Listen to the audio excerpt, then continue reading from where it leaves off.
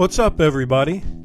I'm David Hain, and I'd like to welcome you to episode 33 of the A to D From Addict to Disciple podcast. I'd like to give a big shout out to our new listeners from Cameroon. Thanks for listening. That brings our total up to listeners from 33 countries. If you'd like to support taking this podcast to more people in more countries, we need your help. Please click on the support link in this episode's description. Your donation of any amount could change a life. When we come back, we'll get into our episode entitled The Hurricane of Addiction.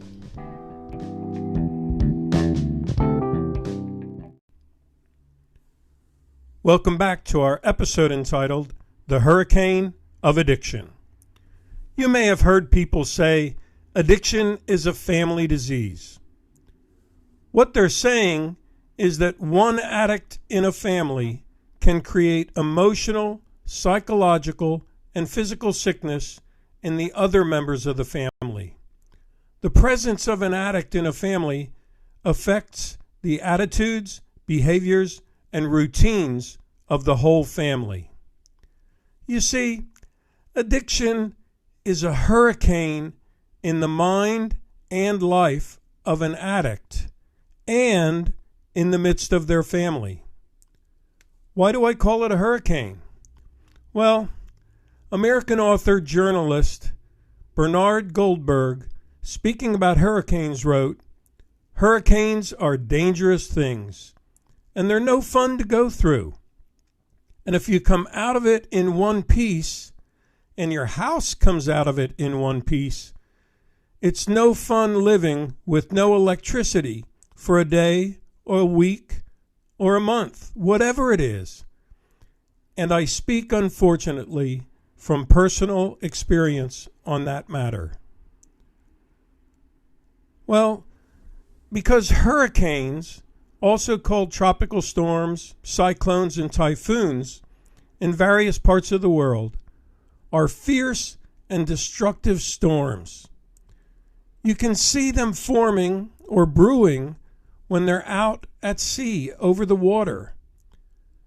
And you want to reach out and prevent that hurricane from happening, that hurricane from coming to shore and affecting your life.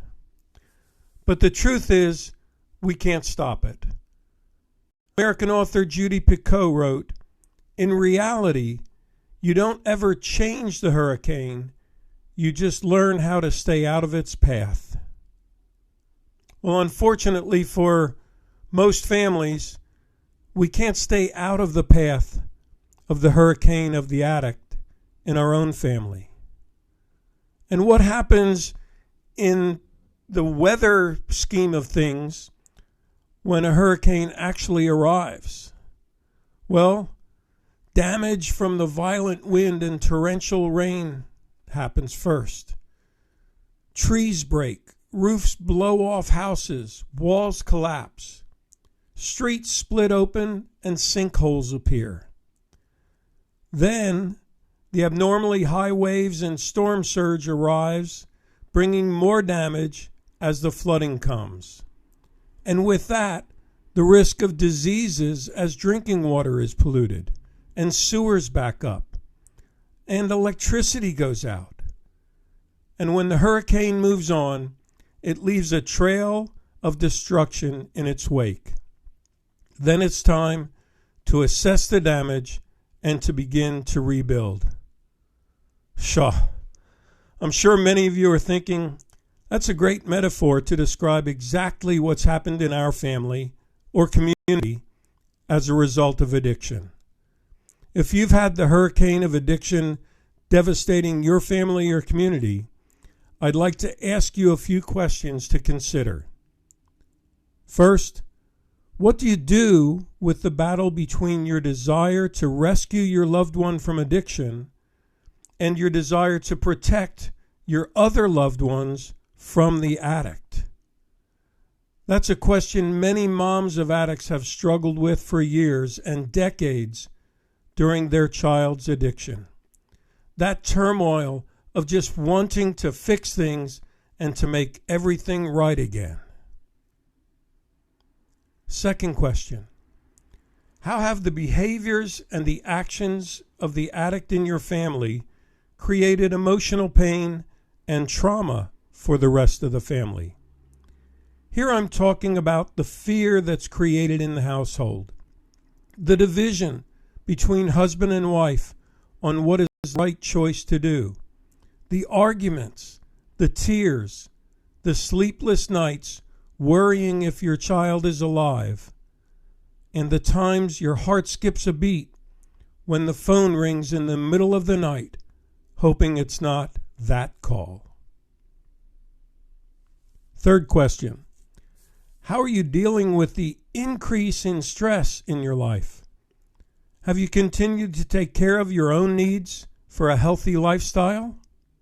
Or are you constantly focused on wanting to fix the addict? Number 4, what aspects of your family life have become dysfunctional because of the addiction?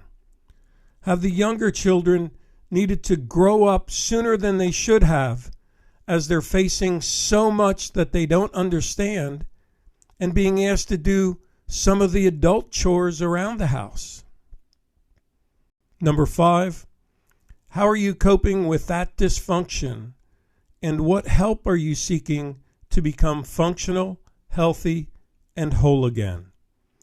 I want to encourage you to get involved not only in the treatment of the addict in your family and what they're getting, but in the counseling and support the rest of the family needs to be healthy and whole again.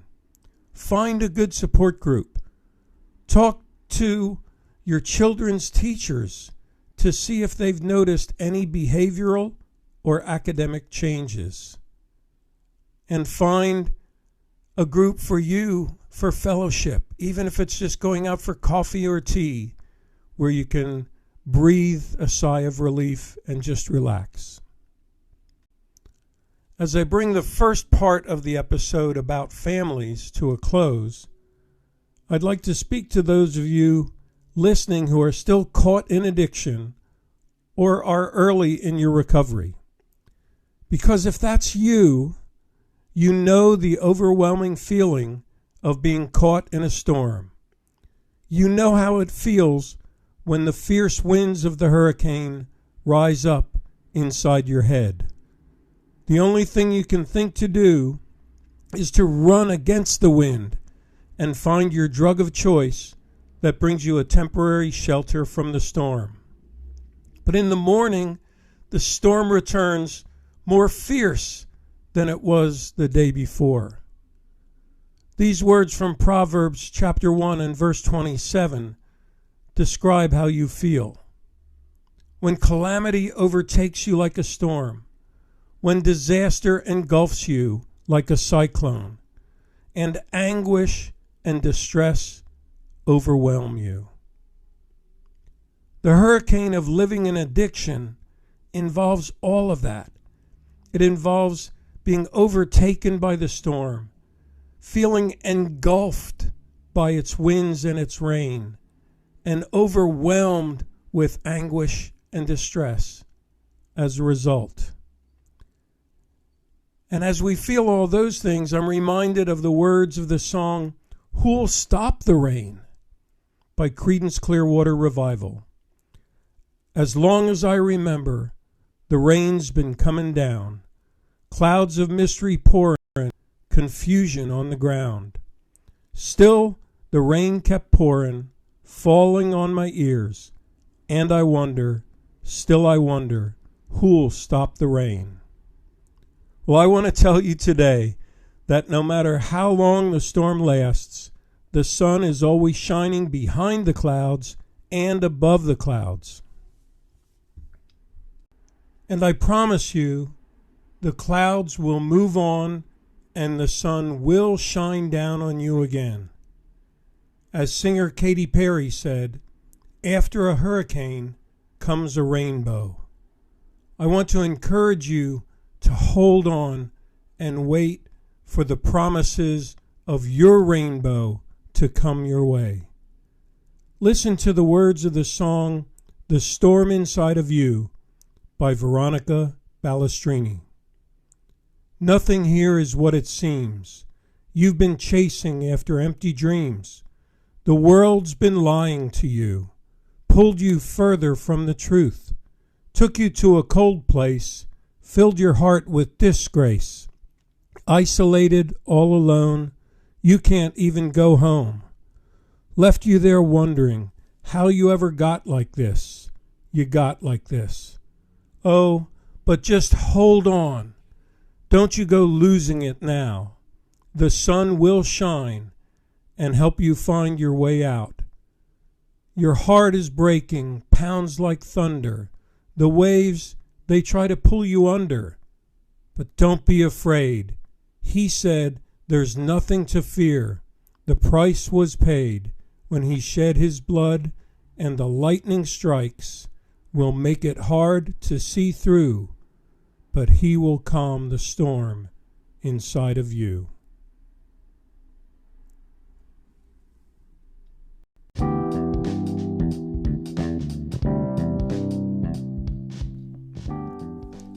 Thanks for listening to this episode of the A to D from Addict to Disciple podcast. Tune in Monday for our next episode. If you'd like to contact me regarding a Q&A session on addiction, speaking engagements, addiction coaching or consulting, or to utilize the From A to D curriculum and podcast in your location, please go to my website, www.fromatod.org, and click on the contact page or leave me a message on Anchor. Remember to reach out also if you have a friend who's struggling with addiction and would like an online addiction coach, and make that contact.